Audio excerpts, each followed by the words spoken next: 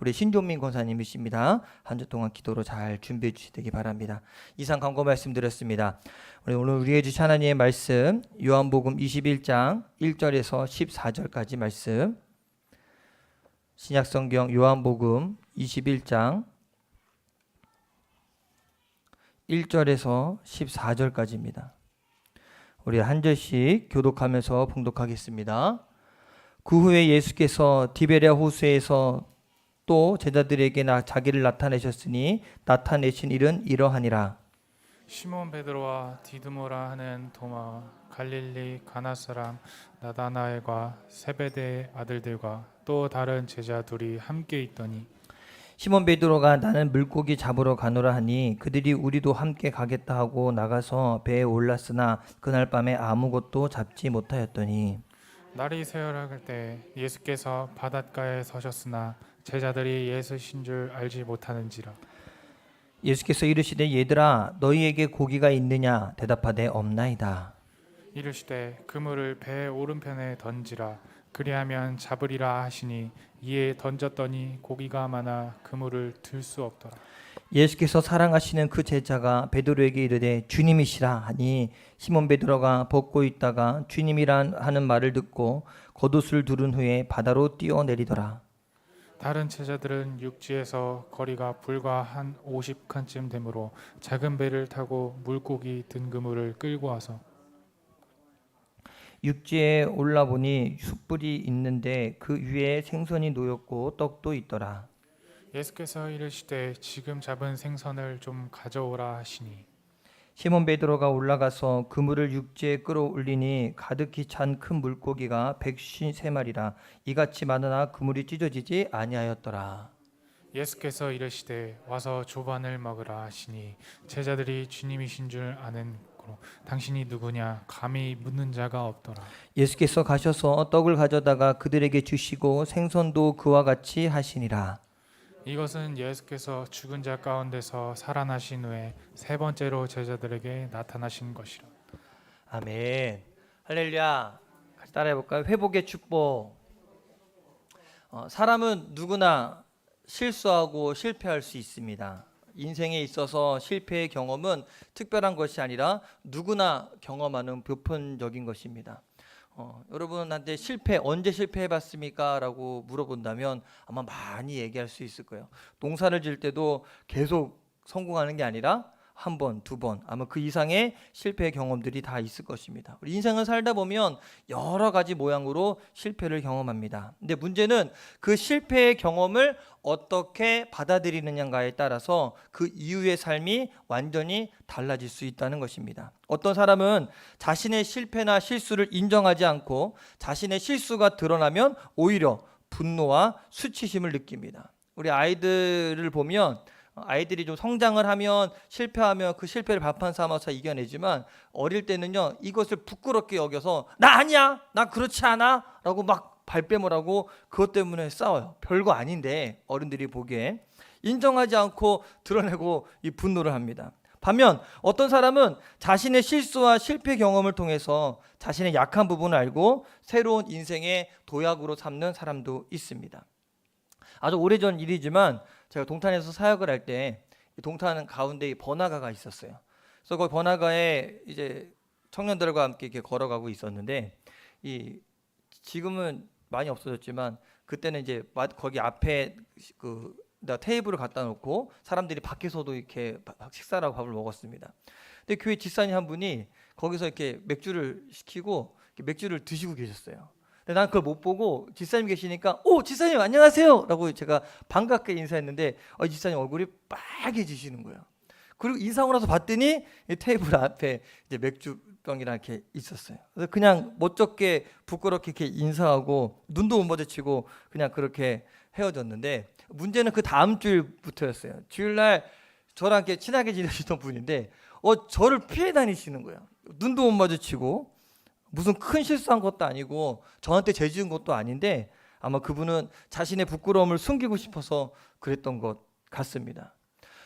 해외 위인전을 보면 외국의 사람들 위인전을 보면 실패에 대한 이야기가 있고 실패에 극복된 이야기가 있어요. 근데 우리 한국 위인전을 보면 이상하게 실패한 이야기들보다 성공한 이야기들이 많습니다. 어릴 때부터 남과 다르고 어릴 때부터 성공할 조짐이 보였고 다른 사람에게는 없는 뭔가 특별한 것이 있다고 말합니다. 근데 그가 부족한 부분, 실패한 부분은 가급적이면 안 쓰려고 그렇게 다 생략이 되어 있어요. 물론 성공의 본보기도 중요하지만 제 생각에는 실패의 본보기도 필요합니다. 실패의 경험을 통해서 인생의 중요한 것들을 배울 수 있기 때문입니다. 한번 성경을 보면 알 수 있는데 성경엔 인간의 실패에 대해서 굉장히 정직하게 이야기합니다. 우리가 성경을 읽어다 보면 깜짝 놀랄 실패 이야기들이 그대로 기록되어 있다는 것을 알 수 있습니다. 굳이 사람이 성령의 감동으로 성경을 기록할 때 실패한 이야기들은 다 제하고 쓰면 성경이 좀 더 보기 좋지 않을까요? 안 그러시구나.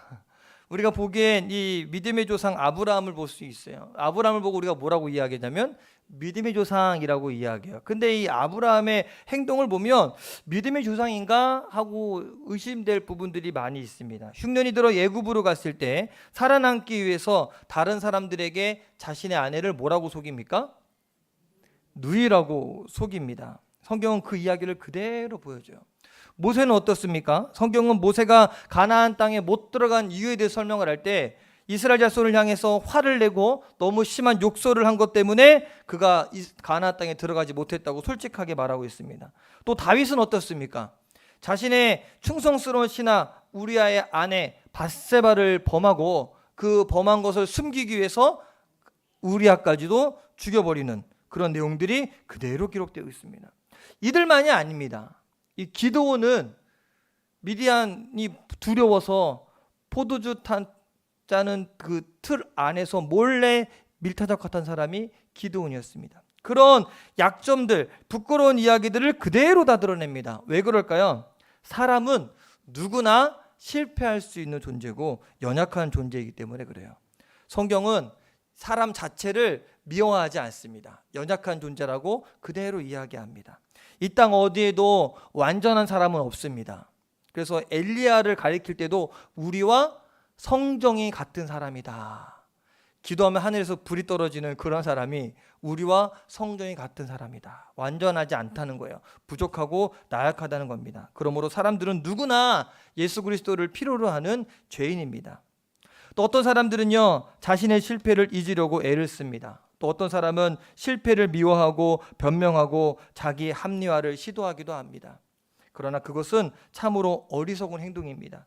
실패는 감추거나 숨긴다고 없어지는 것이 아닙니다. 지금 러시아의 푸틴 대통령이 난리잖아요.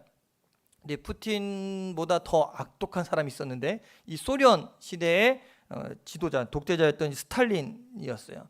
이 스탈린은 이 독재 집권을 하자마자 제일 먼저 한 일이 뭐였냐면 바로 자신의 어린 시절부터 함께 자라났던 친구들을 다 죽여버렸어요. 왜 죽였는지 아십니까? 독재하려면 자기를 신격화해야 되는데 자신의 유년 시절, 자신의 부족함을 아는 것들은 다 친구들이잖아요. 그러니까 그 친구들을 다 죽여버린 겁니다. 자신의 부끄러운 과거를 묻어버리려고 엄청난 짓을 했습니다. 여러분, 그러나 우리는 그럴 필요 없습니다. 우리 하나님은 사랑이십니다. 하나님은 우리 인생을 죄와 죽음에서 구원하시고 실패한 사람을 얼마든지 새롭게 하실 수 있는 창조주입니다.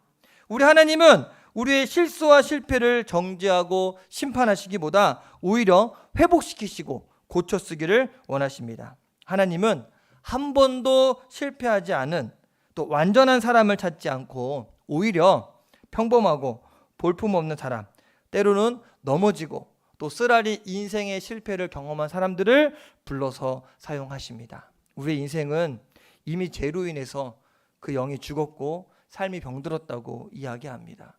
이미 죽었는데, 이미 병들었는데 우리의 실수나 실패를 숨겨봐야 무슨 소용이 있겠습니까? 로마서 3장 23절에 이렇게 이야기합니다. 같이 한번 읽어볼까요? 시작. 범하였음에 하나님의 영광에 이르지 못하더니. 자, 뭐라고 이야기해요? 모든 사람은 다 죄인이라고 이야기해요. 다 실패했다는 겁니다. 그러나 우리 하나님은 그렇게 병들고 못 쓰게 된 인생을 고치기 위해서 누구를 보냈습니까? 예수님을 이 땅에 보내주셨습니다. 그래서 세상에 오신 예수님도 병든 인생들을 향해서 이렇게 말씀하십니다. 우리 마태복음 9장 12절 13절 말씀 같이 읽을게요. 시작. 건강한 자에게는 의사가 쓸데없고 병든 자에게야 쓸데있느니라. 나는 의인을 부르러 온 것이 아니요 죄인을 부르러 왔노라 하시니라. 아멘. 병든 자는 의사가 필요하잖아요. 우리가 약하기 때문에 이미 병들었기 때문에 예수님이 필요합니다. 그래서 예수님이 이렇게 얘기하잖아요. 마태복음 11장 28절에 같이 읽을게요. 시작. 수고하고 무거운 짐진 자들아 다 내게로 오라. 내가 너희를 쉬게 하리라. 그런 예수님이 우리의 소망 아니겠습니까? 여러분, 예수님이 이 땅에 오셔서 소망 없이 살아가던 가난하고 병든 사람들, 다른 사람들에게 천대받았던 세리와 죄인들, 창녀들을 다 만나 주셨습니다. 그리고 예수님이 불러 제자를 삼은 사람들도 거의 다 평범한 갈릴리의 어부들이었습니다. 우리 주님은 그런 볼품없는 사람들을 하나하나 치료하시고 회복시키시고 세계 복음화의 일꾼으로 삼아 주셨습니다. 그러므로 성경이 말하는 구원이란 죄인인 우리를, 또 우리들, 병들고 실패한 우리들 하나님의 자녀로 새롭게 하신 사건, 그것을 거듭난 사건이라고 할 수 있어요. 좀 쉽게 설명하면 한번 따라해 볼까요? 구원이란 새로 지음받은 것이다. 다시 태어난 거예요. 태초에 하나님이 천지를 창조하시고 아담과 하와를 만드셨을 때 완전한 존재였거든요. 죄가 들어가기 전까지는. 근데 구원이란 다시 우리를 새롭게 만든 사건입니다.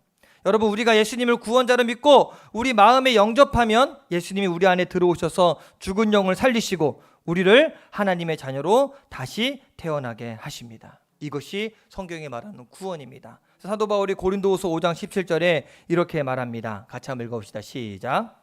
그런즉 누구든지 그리스도 안에 있으면 새로운 피조물이라. 이전 것은 지나갔으니 보라 새 것이 되었도다. 아멘. 그러니 이 세상 모든 사람들은 실패한 인생 가운데 주님 만나면 회복되고 살아날 수 있다는 겁니다. 우리 오늘 읽은 말씀에 실패한 사람 베드로를 찾아오신 주님을 만날 수 있습니다. 예수님은 장사한 지 사흘 만에 다시 부활하셨습니다. 살아나셨습니다. 그런데 예수님이 다시 부활하시고 그 소식을 들었을 때 제일 깜짝 놀라고 제일 부끄러운 사람이 누구였을까요? 예수님이 다시 살아났으면 반갑고 기뻐야 되겠습니까? 아니면 부끄럽고 피하고 싶어야겠습니까? 근데 예수님이 제자 중에 누가 가장 부끄럽고 피하고 싶었을까요? 예수님 판 유다야 이미 목매달아 죽었으니까 말고 유다 빼고 누가 있을까요? 베드로입니다. 왜냐하면 그는 예수님의 수제자였죠. 예수님 앞에 뭐라고 그랬어요? 예수님, 저는 절대 예수님 팔지 않습니다. 그리고 예수님 잡아가는 이 말고의 귀를 칼을 빼갖고 베기도 하고 막 그렇게 했던 베드로가 예수님이 못 박히시자마자 예수님을 부인했어요. 한 번, 두 번, 세 번이나. 그러니 얼마나 부끄럽고 창피합니까? 또 그런 깨달음도 왔잖아요. 닭이 울었을 때 베드로가 통곡을 했어요. 깨달음이 왔으니까. 그러니 예수님을 만나러 갈 수 있을까요? 못 만날까요? 여러분이 베드로라면 그래도 예수님 앞에 찾아가겠습니까? 아니면 부끄러워서 못 가겠습니까? 오늘 말씀에 보면 베드로가 예수님을 찾아갔다는 얘기가 안 나와요. 그래서 어디 갔냐면 동료들과 함께 야, 나는 그냥 물고기나 잡으러 가야겠다 라고 이야기해요. 그러자 같이 있던 동료들이 그래, 우리 물고기나 잡으러 가자. 여러분 이해되십니까? 3년 동안 예수님을 따라다녔던 제자들이 예수님의 부활 소식을 들었음에도 불구하고 예수님을 찾아가는 것이 아니라 지금 다시 과거로 돌아가서 물고기나 잡으러 가고 있습니다. 오늘 3절 같이 한번 읽어볼게요. 시작. 시몬 베드로가 나는 물고기 잡으러 가노라 하매 그들이 우리도 함께 가겠다 하고 나가서 배에 올랐으나 그날 밤에 아무것도 잡지 못하였더라. 원래 사람들은요, 실패하면 제일 먼저 하는 것이 이 실패 현장을 도피하고 싶은 겁니다. 차라리 그만두자. 어떻게 다시 시작하겠어? 이제 그만해야지. 안 할 거야. 베드로도 마찬가지였어요. 옛날 주님을 알지 못했던 그냥 평범하게 물고기나 잡으러 갔던 사람을 낚는 어부가 아니라 그냥 물고기 낚는 어부로 돌아가야겠다. 그래서 디베랴 호수로 되돌아간 겁니다. 그러나 우리 주님은 이 실패한 베드로를 포기하지 않았어요. 베드로가 주님을 찾아간 것이 아니라 우리 예수님이 디베라 호수의 새벽에 왔어요. 다시 도망한 베드로를 제자로 세우시기 위해. 그러므로 우리는 오늘 말씀에서 베드로를 회복시켜 주신 그 예수님의 사랑에 좀 우리가 주목할 필요성이 있습니다. 왜냐하면 이 베드로의 이야기가 곧 우리 이야기가 될 수도 있기 때문에 그래요. 혹시 우리 중에 실패하신 분이 있다면, 혹시 여러 가지 이유로 교회에서 상처를 받고 아직까지 그 상처가 아물지 않아서 하나님의 일에 손을 놓고 계신 분이 있다면 오늘 하나님의 말씀에 귀를 기울여 들어보시고 또 우리를 회복시키시는 하나님의 역사를 경험하시게 되길 간절히 축원합니다. 자, 그렇다면 예수님은 실패한 베드로를 어떻게 회복시켰을까? 첫 번째로 부활하신 주님은 시몬 베드로를 제자로 불렀던 디베라 호수에서 똑같은 장면을 재현하시고 그물 가득히 물고기를 잡는 기적을 다시 보여주십니다. 한번 5절 6절을 같이 읽겠습니다. 시작. 예수께서 이르시되 얘들아 너희에게 고기가 있느냐 대답하되 없나이다. 이르시되 그물을 배 오른편에 던지라 그리하면 잡으리라 하시니 이에 던졌더니 고기가 많아 그물을 들 수 없더라. 여기 재밌는 장면이 나옵니다. 베드로가 6명의 제자와 함께 7명이서 고기를 잡습니다. 옛날로 돌아간 거죠. 밤이 새도록 고기를 잡았지만 한 마리도 잡지 못합니다. 어디서 많이 보던 내용 아닙니까? 똑같죠? 다시 옛날로 돌아갔지만 여전히 실패합니다. 옛날에도 실패했지만 다시 돌아간 지금도 실패합니다. 옛날로 돌아가는 것, 다시 불신앙 자리로 돌아가는 것 답이 아닙니다. 예수님은 그런 제자들에게 이렇게 묻습니다. 얘들아, 너희에게 고기가 있냐? 예수님이 이 물음은 마치 주님을 떠나서는 여전히 실패할 수밖에 없다는 것을 확인시키는 것 같습니다. 베드로야, 네가 도망간다고 해서 네 문제가 해결될 줄 아니? 도망치는 것은 답이 아니야. 옛날 불신앙으로 돌아가는 것 답 아니야. 여러분, 도망가는 것 답 아닙니다. 우리가 하나님을 떠나 어디까지 도망갈 수 있겠습니까? 하나님이 안 계시는 곳이 있습니까? 도망갈 수 있을까요? 도망가는 게 답일까요? 회복시키시는 하나님을 신뢰하고 다시 주님께 돌아가는 것이 답입니다. 그게 살 길입니다. 예수님은 제자들이 한 마리도 못 잡았습니다 라고 말할 때 이번에는 이렇게 이야기합니다. 그러면 배 오른편으로 그물을 던져라. 그러면 잡으리라 라고 이야기합니다. 자, 이 누가복음 5장이랑 굉장히 흡사합니다. 누가복음 5장에는 밤새도록 고기를 잡지 못한 베드로에게 예수님이 뭐라고 말씀하셨습니까? 깊은 곳에 가서 그물을 던져라. 근데 지금은 배 오른편으로 던져라. 자, 생각해 보세요. 배 왼편에서 고기를 잡았어요. 그물로, 낚시가 아니라. 그러면 오른편 던지면 고기가 나올까요? 물고기가, 배가 이런 큰 배가 아니라 오늘 말씀 보면 배가 작거든요. 작은 배 오른편 왼편이면 고기가 그 밑에 다 있다면 만약에, 그러면 이쪽에 던져면 한 마리도 못 잡는 게 아니라 한 몇 마리는 잡아야 고기가 있다는 확률이 있잖아요. 어군이라는 게 있거든요. 근데 오른편 던진다고 잡힐까요? 상식적으로. 근데 베드로는 순종했고 그때 그물이 찢어질 정도로 많은 물고기를 잡았습니다. 근데 제자들이 그때까지도 예수님을 알아보지 못했어요. 얼마나 많은지 그 그물을 들 수가 없다고 잡았어요. 근데 그 물고기도 세봤는데 몇 마리예요? 153마리.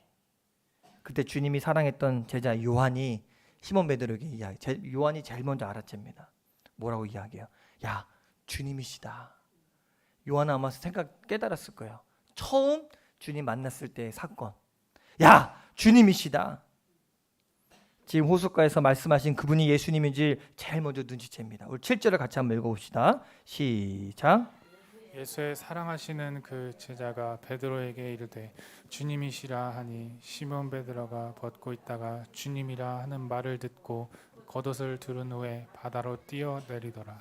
물고기 잡으려고 웃옷을 벗고 있다가 베드로가 주님이시다라는 말을 듣자마자 겉옷을 챙겨 입고 바다로 뛰어내립니다. 베드로 갔죠. 그죠? 다시 돌아왔어요.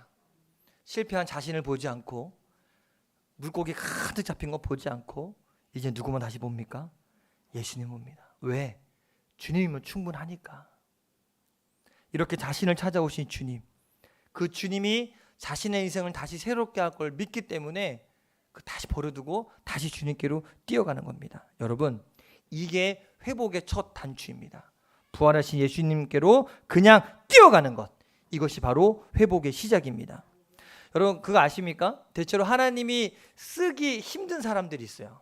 쓰시기 어려운 사람들이 있는데 이분들은 지극히 도덕적인 사람들입니다. 그래서 이렇게 얘기합니다. 저는 자격이 없습니다. 저는 너무 죄를 많이 지어서, 제가 부족해서 어떻게 합니까? 굉장히 도덕적인 말이죠. 근데 문제는 뭐냐면 이런 말들 때문에 하나님 앞에 가까이 나가지 못합니다.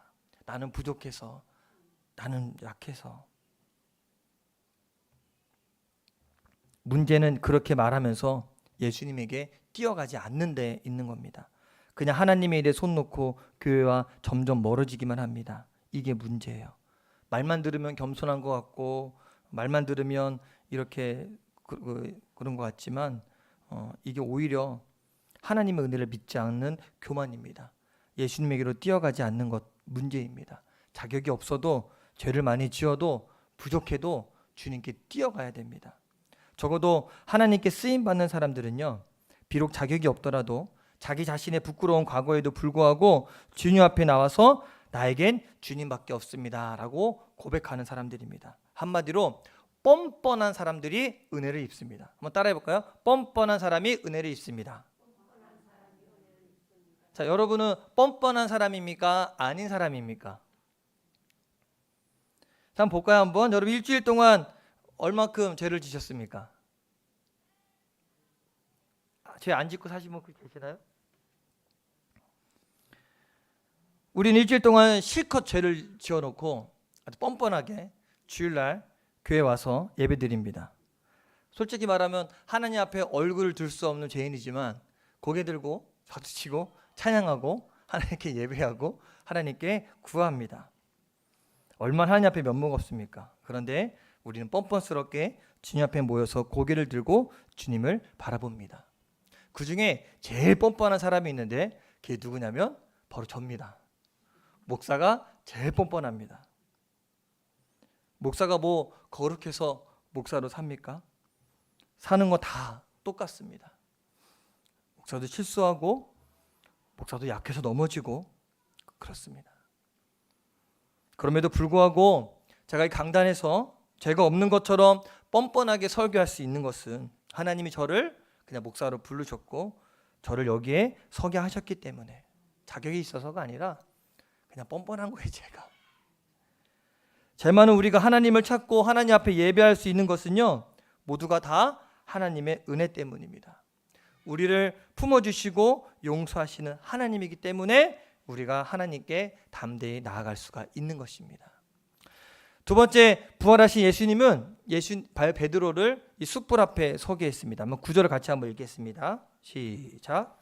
육지에 올라보니 숯불이 있는데 그 위에 생선이 놓였고 떡도 있더라. 자, 여기 보면 베드로가 육지에 올라와 봤는데 숯불이 있는데 그 위에 생선도 있고 떡도 있었습니다. 자, 여기에 주님이 왜 숯불을 피워놨을까요?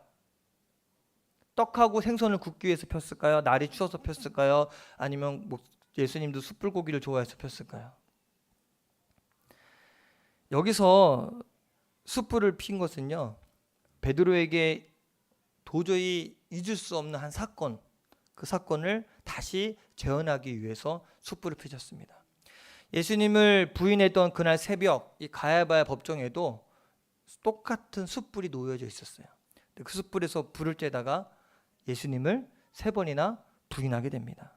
주님은 실패한 베드로를 회복시키기 위해 의도적으로 숯불을 피워둔 것을 우리가 알아야 됩니다. 또 예수님은 베드로가 맨 처음 주님 만나고 주님께 삶을 드리기로 결단하셨던 것처럼 똑같이 이 디베라 호수에서도 물고기를 가득 잡게 하셨습니다. 그리고 이제는 베드로가 예수님을 부인했던 3번 부인했던 그 숯불 옆에서 부인했던 똑같은 사건을 이제는 바꿔서 3번 회복시켜 주십니다. 베드로한테 물어보잖아요. 요한의 아들 시몬아, 내가 나를 사랑하니? 요한의 아들 시몬아, 내가 나를 사랑하니? 요한의 아들 시몬아, 내가 나를 사랑하니? 왜 이렇게 하셨을까요? 도망간 베드로, 실패한 베드로를 도저히 포기할 수 없기 때문에. 베드로가 주님을 3번 부인했지만 그래도 주님은 여전히 베드로를 사랑하고 계셨습니다.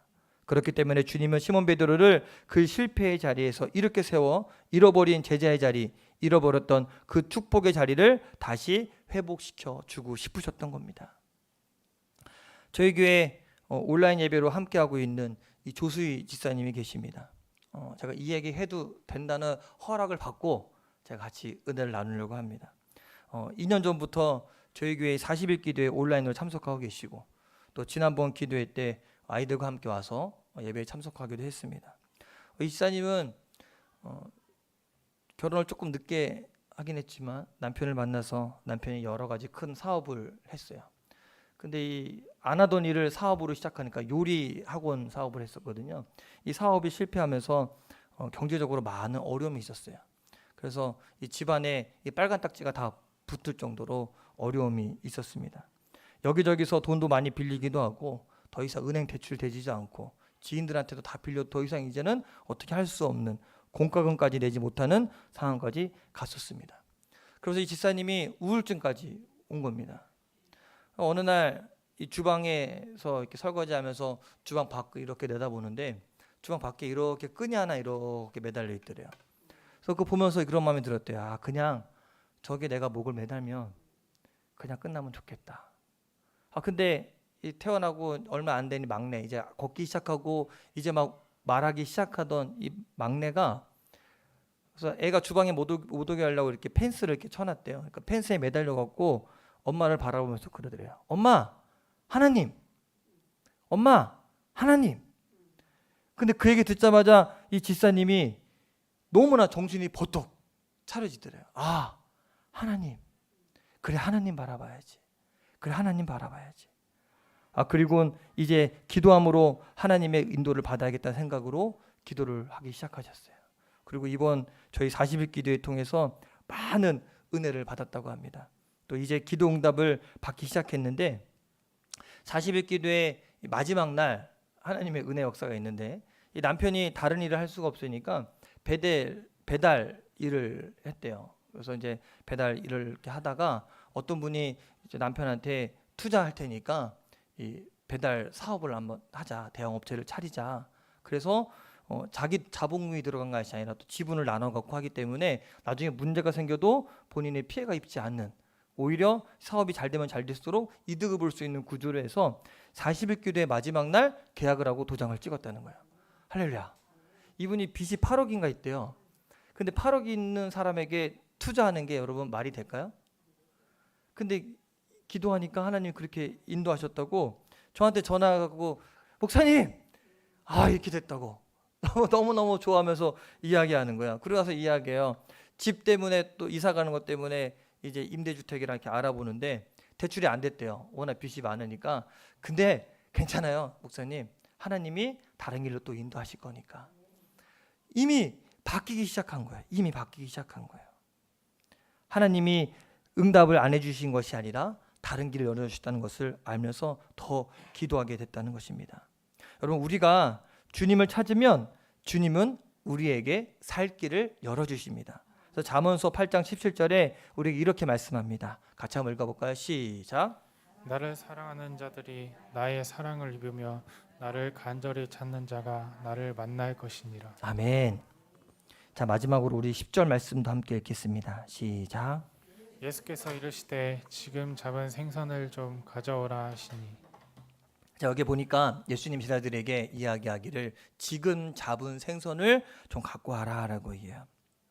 자, 9절에 보면 이미 숯불 위에 생선도 있었고 떡도 있었습니다. 근데 왜 굳이 지금 잡은 생선을 가지고 오라 할까? 어떤 주석에 봤더니 이 부분을 이렇게 말했습니다. 주님이 준비하신 생선으로 충분하지만 주님께서 제자들에게 생선을 가지고 오라 한 것은 참여의 의미를 가르쳐 주기 위해서다라고 이야기해요. 참여하라고, 같이 하라고. 예수님이 다 하는 게 아니라 네가 잡았으니까 지금 내 자리에서 함께 하자. 그리고 우리 많이 보던 장면 나오죠. 예수님이 십자가 못 박혀 돌아가시기 전에 마지막 제자들에게 떡을 떼고 포도주를 나누던 최후의 만찬 기억나시죠? 성찬식을 집례했잖아요. 지금 똑같은 장면을 베드로에게 다시 제시합니다. 떡을 떼시고 생선을 떼주고 다시 사역을 맡겨주게 됩니다. 온전하게 회복시켜 주신 것입니다.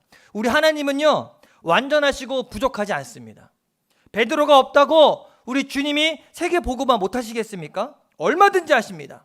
그러나 부활하신 주님은 베드로와 함께 일하시기를 원하셨습니다. 베드로가 능력이 많아서가 아닙니다. 그를 사랑하시기 때문에. 그래서 지금 잡은 생선을 가지고 오라 하고 하신 거예요. 우리도 마찬가지입니다. 하나님은 우리 없이도 일하실 수 있습니다.